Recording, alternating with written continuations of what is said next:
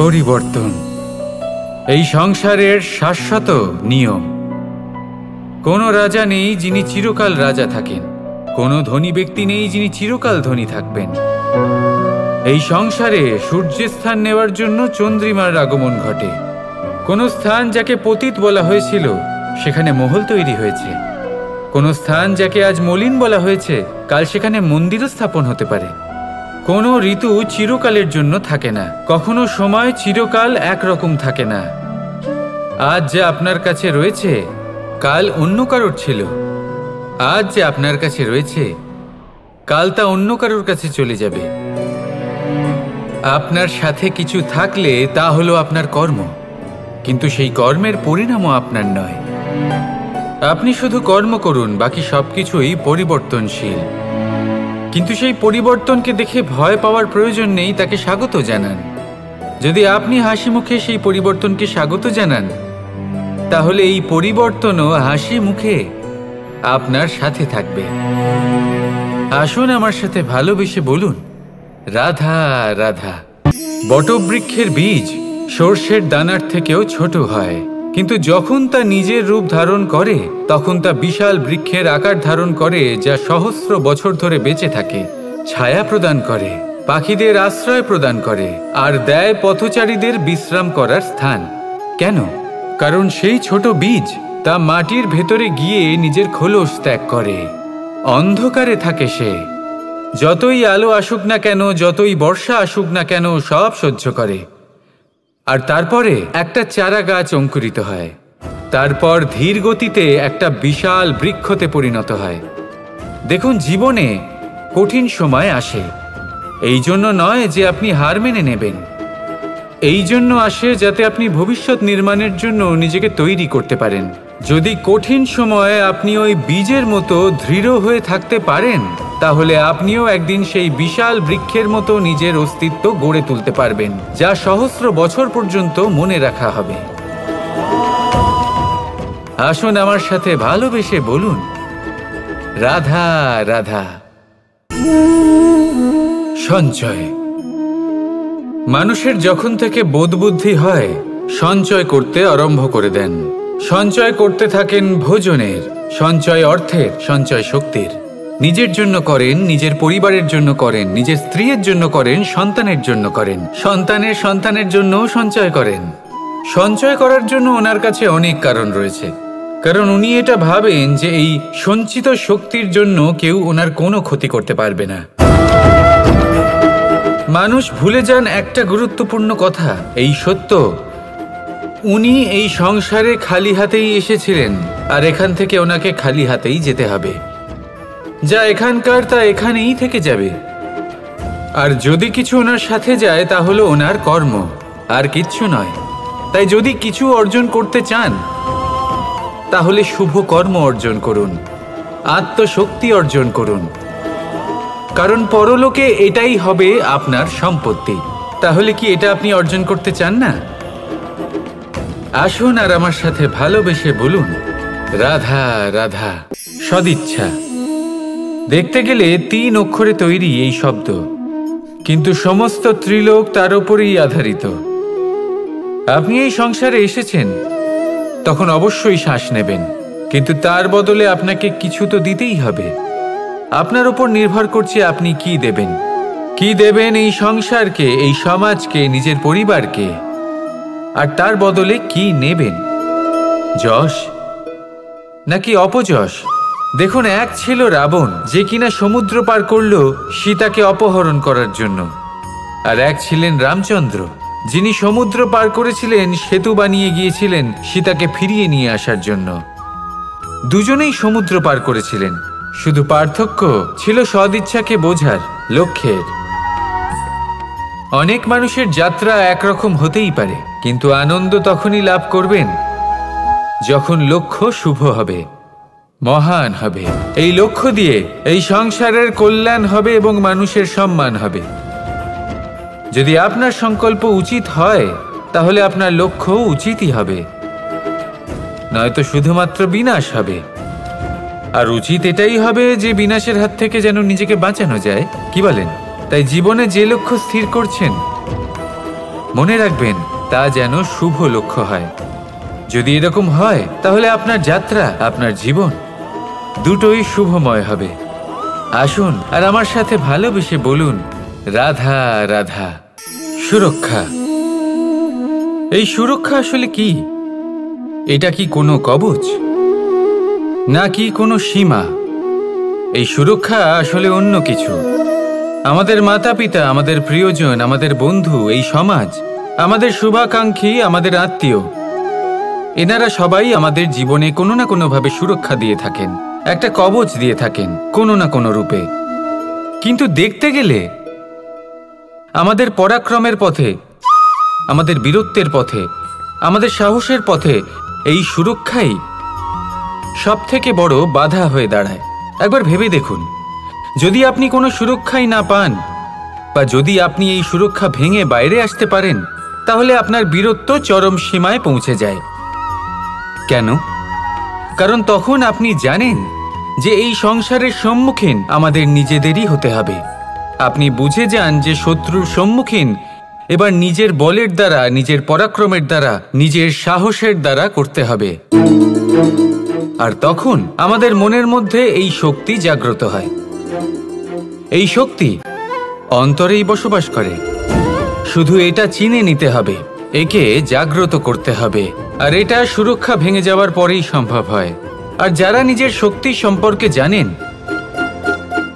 যিনি নিজেই জানেন তিনি কতটা শক্তিশালী, তিনি নিজেই নিজের সুরক্ষা কবচ চিরকালের মতো ভেঙে ফেলে দেন, ঠিক কর্ণের মতো।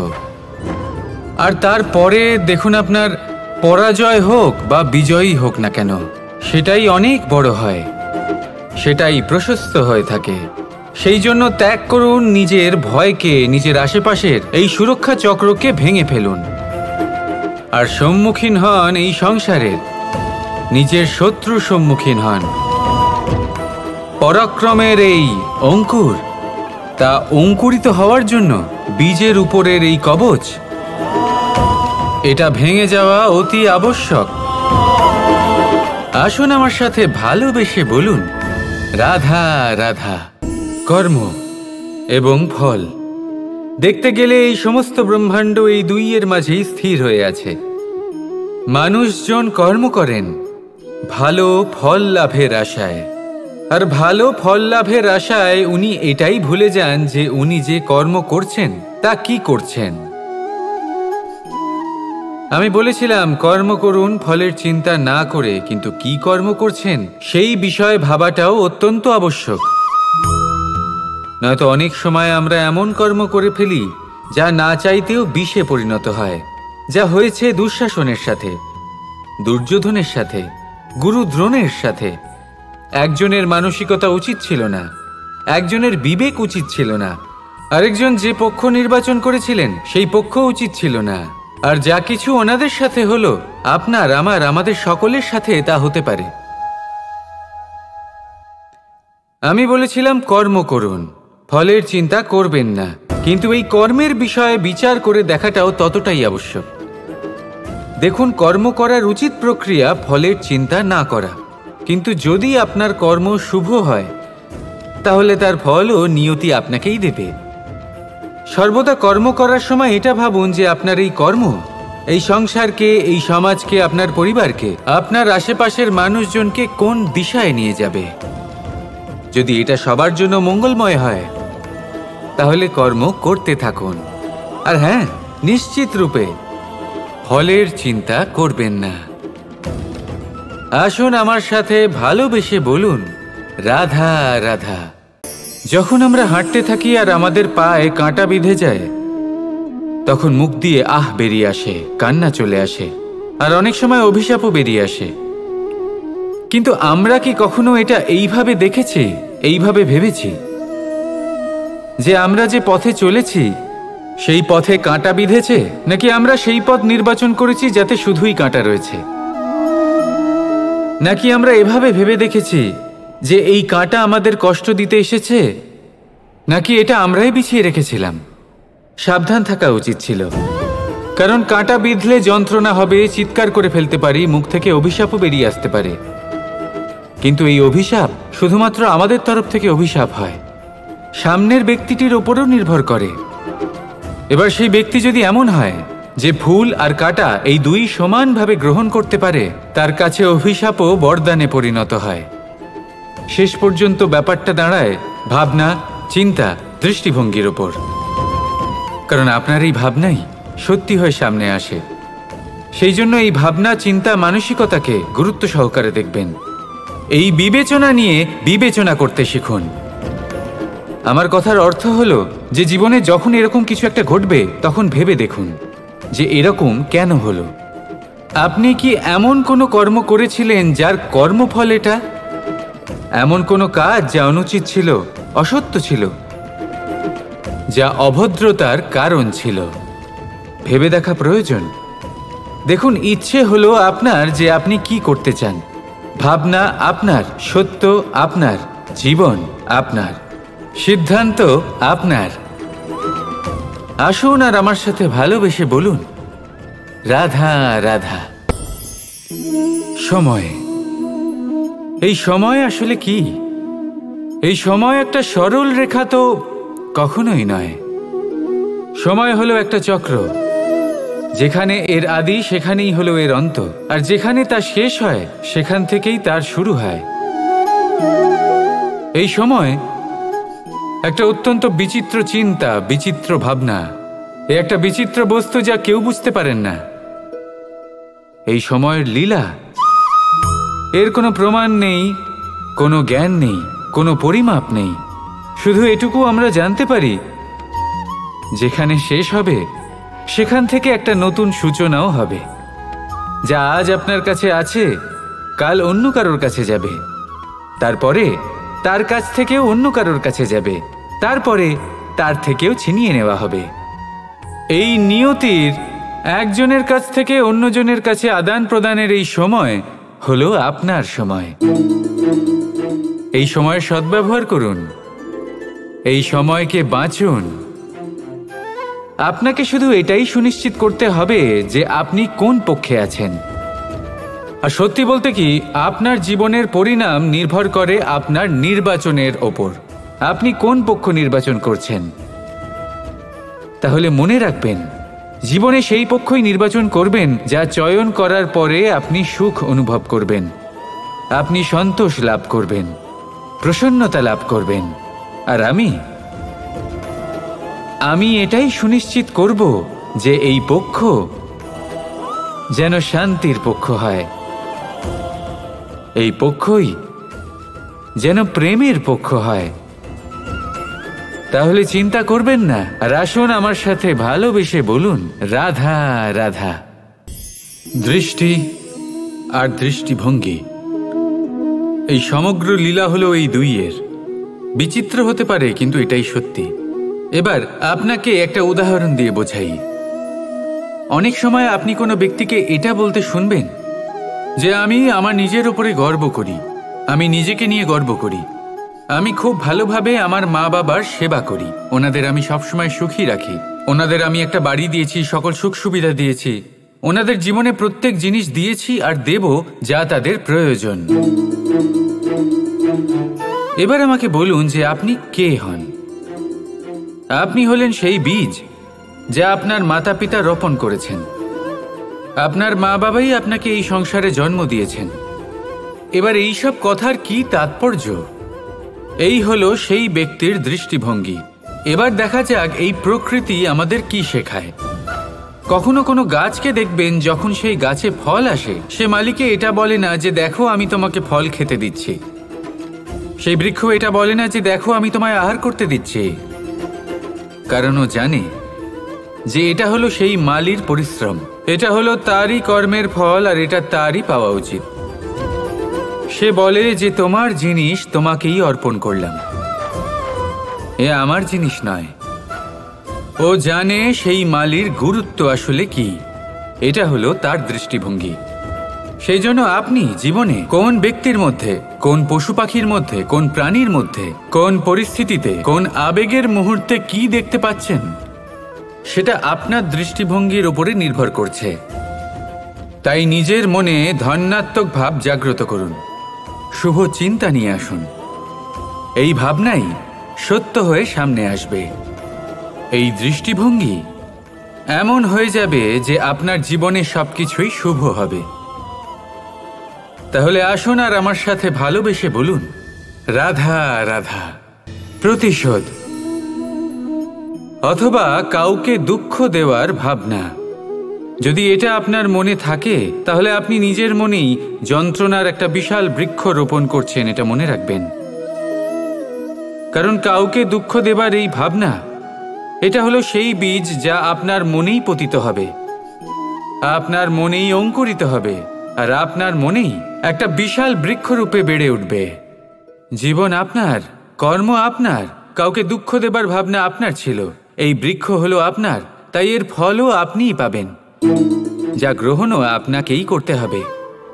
মনে রাখবেন, যে মানুষ এটা ভাবে যে আমি ওকে দুঃখ দেব, ওকে কষ্ট দিতে চাই আমি, সেই মানুষই দুঃখ আর কষ্ট পেয়ে থাকে। যদি সেই জায়গায় আপনি এটা ভাবেন যে আমি কাউকে সুখী করে তুলতে চাই, কাউকে সুখ প্রদান করতে চাই, তাহলে তারও বীজ আপনার মনেই রোপণ হবে, বৃক্ষে পরিণত হবে, যার ফলও আপনিই পাবেন। এখানে বিষয়টা হলো শুধু মানসিকতার চিন্তা, যা সত্য হয়ে আপনার সামনে আসে। তাহলে এই মানসিকতা শুভ করুন, সবার জন্য মঙ্গল কামনা করুন। অন্যের মনে আপনার জন্য ভালো চিন্তা থাকুক বা না থাকুক, আপনি সবার জন্য শুভ চিন্তা করে কর্ম করতে থাকুন, তাহলে আপনার সাথেও ভালোই হবে। তাহলে আসুন আর আমার সাথে ভালোবেসে বলুন, রাধা রাধা। সুখ আর অভিজ্ঞতা, এই দুই জীবনে একসাথে কখনোই আসে না। মনে রাখবেন, যেখানে সুখ থাকে সেখানে অভিজ্ঞতা থাকে না, আর যখন এই সুখ আমাদের জীবন থেকে দূরে চলে যায়, তখন আমাদের জীবনে আসে এই অভিজ্ঞতা। পরমাত্মা, প্রকৃতি, নিয়তি এই অভিজ্ঞতাকে আমাদের জীবনে পাঠান, যাতে আমরা একটা অত্যন্ত গুরুত্বপূর্ণ শিক্ষা, একটা জ্ঞান প্রাপ্ত করতে পারি। এই অভিজ্ঞতা আমাদের শেখায় যে অতীতে এমন কি হয়েছিল যা আমাদের করা উচিত হয়নি। আমাদের শেখায় ভবিষ্যতে এমন কি আছে যা আমাদের করা উচিত আর কি করা উচিত নয়। দেখতে গেলে এই অভিজ্ঞতা আমাদের সেই শিক্ষা দেয় যার জন্য আমরা সুখের দিকে উচিতভাবে অগ্রসর হতে পারি। সেই জন্য জীবনে যখনই দুঃখ আসবে, দুঃখের এই সময় আসবে, তখন হতাশ হবেন না। বোঝার চেষ্টা করুন এই পরিস্থিতি কেন এসেছে, কি শিক্ষা দিতে এসেছে। যদি আপনি সেই জ্ঞান লাভ করেন, সুখের পথে অগ্রসর হন, তাও উচিত রূপে, তাহলে এই অভিজ্ঞতার উদ্দেশ্য পূরণ হয়ে যায়। তাহলে আসুন আর আমার সাথে ভালোবেসে বলুন, রাধা রাধা। জীবনে শিখরে পৌঁছানোর জন্য মানুষের কি প্রয়োজন হয়ে থাকে? সিঁড়ির। কিন্তু তাও প্রত্যেক মানুষ, প্রত্যেক ব্যক্তি শিখরে পৌঁছতে পারেন না। এর কারণ কি? কারণ একটা হতে পারে যে মানুষ কল্পনা করতে থাকেন কিন্তু সিঁড়ি খুঁজে পান না। কিছু মানুষ খুঁজে নেন কিন্তু তা পেয়ে এতটাই প্রসন্ন হয়ে যান যে তারপর আর কোনো কর্মই করেন না। খুব সোজা ব্যাপার। অনেক মানুষ সিঁড়ি খুঁজে পান না, আর যদি পেয়েও যান তাও যতক্ষণ না তাতে চড়ছেন সেই শিখরে পৌঁছবেন কি করে? যতক্ষণ না আপনি পরিশ্রম করছেন, যতক্ষণ না সেই সিঁড়িতে আপনি চড়ছেন, যতক্ষণ না ক্লান্ত হচ্ছেন, আপনার পায়ে হাঁটুতে ব্যথা না হচ্ছে, ততক্ষণ এই শিখরে পৌঁছানোর সৌভাগ্য লাভ করতে পারবেন না। তাহলে কল্পনার সাথে কর্ম করুন, পরিকল্পনার সাথে পরিশ্রম করুন, সব কিছু পাবেন। আসুন আমার সাথে ভালোবেসে বলুন, রাধা রাধা। সমস্যা, কঠিন সময়, সংকট, বিপদ কার জীবনে নেই? প্রত্যেকের জীবনে আছে। কিন্তু আমাকে একটা কথা বলুন, যদি নৌকায় ঢেউকে ভয় পেতে শুরু করে, তাহলে সাগর পার করবে কে? কখনো কোনো ছোট্ট পিঁপড়েকে দেখেছেন, যে আকারে হয়তো ছোট হতে পারে কিন্তু বড় শিক্ষা দিয়ে যায়? কিন্তু আমরা শিখি না। এবার দেখুন একটা পিঁপড়েকে, যে ভোজনের খোঁজে বাইরে বের হয়, একটা ছোট্ট দানা তুলে নেয়। ছোট দানা তোলে কারণ তার থেকে বেশি সে তুলতেই পারবে না। সে দানা নিয়ে চলতে শুরু করে, কোনো দেওয়ালে উঠে পড়ে, আবার পড়েও যায়। সেই দানা দূরে কোথাও একটা পড়ে যায়, তা আবার খোঁজে, তুলে নেয়, আবার চলতে থাকে, পড়ে যায় আবার ওঠে, পড়ে যায় আবার ওঠে, সেই দানাটা রেখে দেয়, আবার বেরিয়ে পড়ে ভোজনের খোঁজে। পরিশ্রম করতে থাকে কিন্তু হার মানে না। এই শিক্ষাই তো আমাদের প্রাপ্ত করতে হবে। নিরন্তর পরিশ্রম আর নির্ভীক হয়ে কর্ম করে যেতে হবে।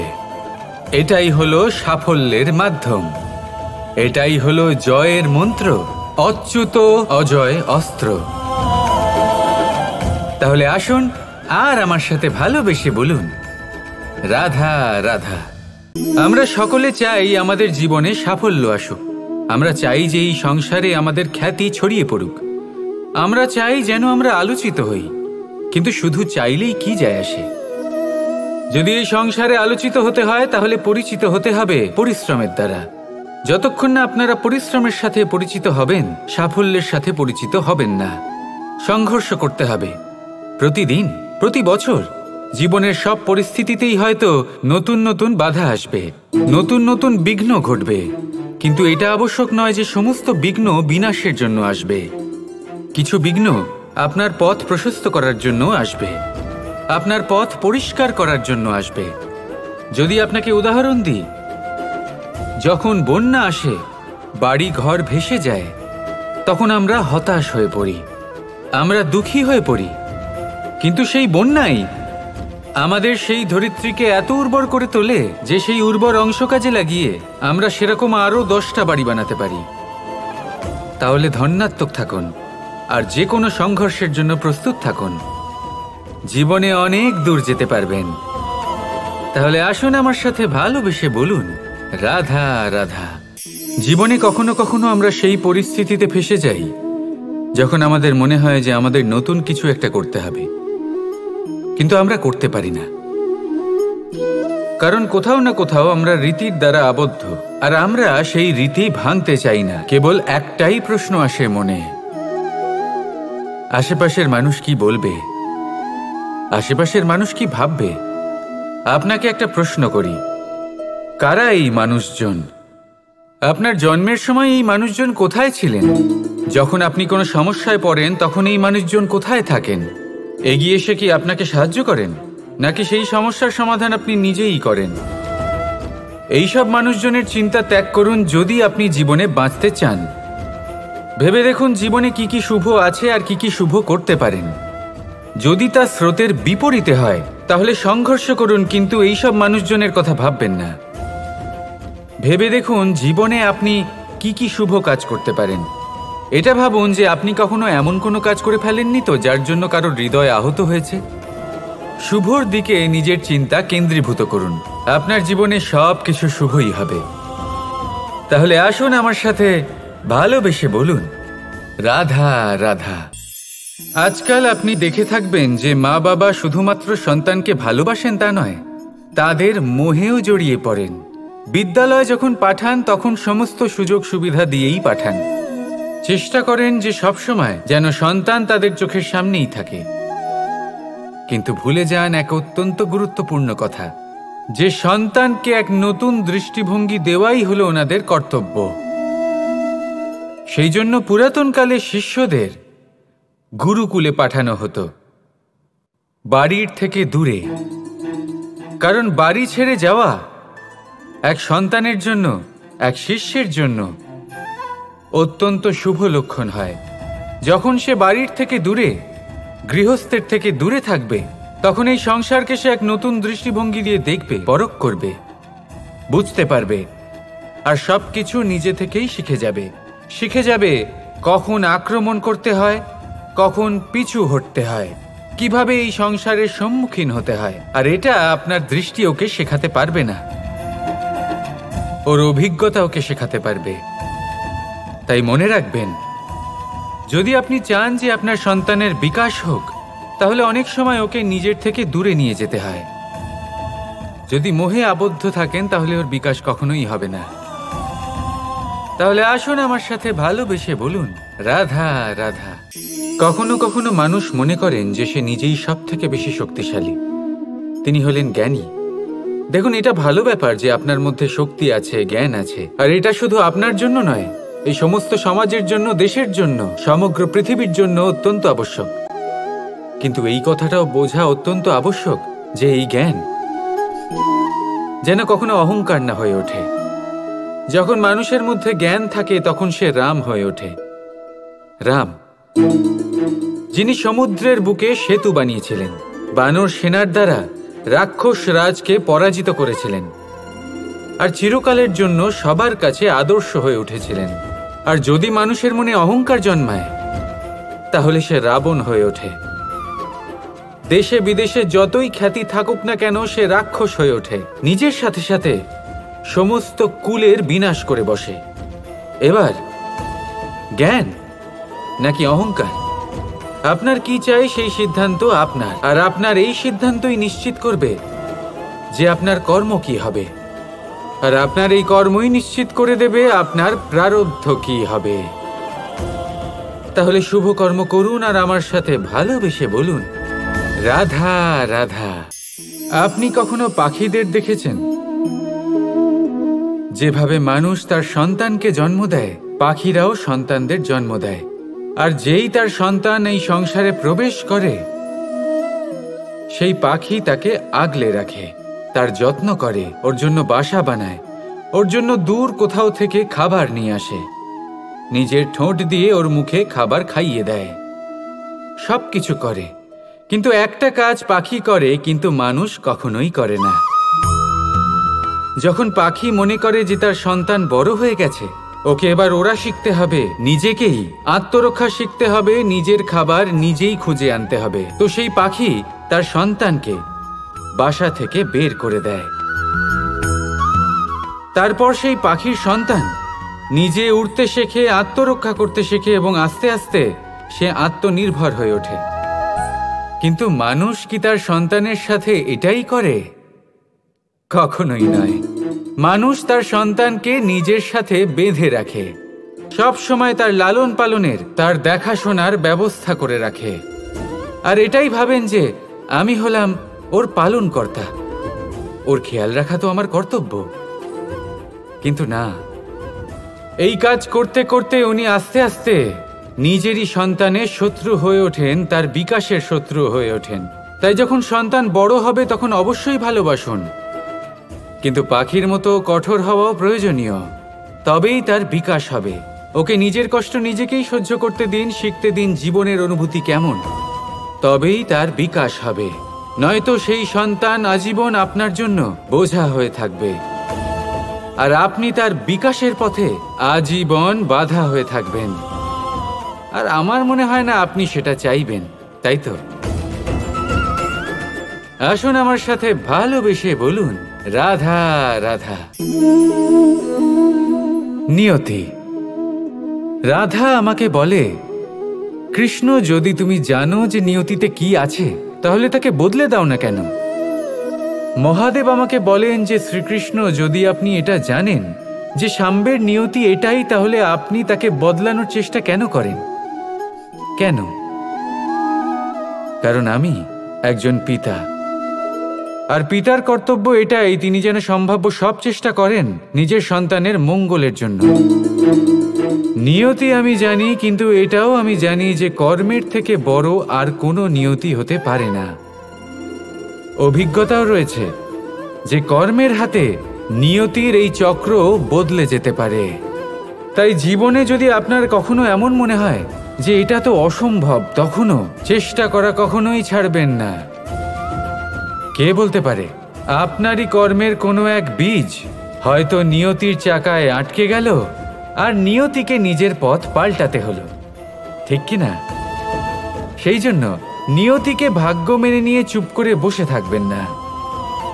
নিজের নিয়তি স্বয়ং নিজের কর্মের দ্বারা নির্ধারিত করুন, কারণ আপনার এই কর্মের ওপরেই আপনার অধিকার রয়েছে, আর এই অধিকারকে নিয়তি অনেক সময় সম্মানও করে। তাহলে আসুন আর আমার সাথে ভালোবেসে বলুন, রাধা। আমাদের চ্যানেলের ভিডিওগুলি যদি আপনাদের ভালো লেগে থাকে তাহলে অবশ্যই চ্যানেলটিতে লাইক, কমেন্ট এবং সাবস্ক্রাইব করতে ভুলবেন না। ধন্যবাদ।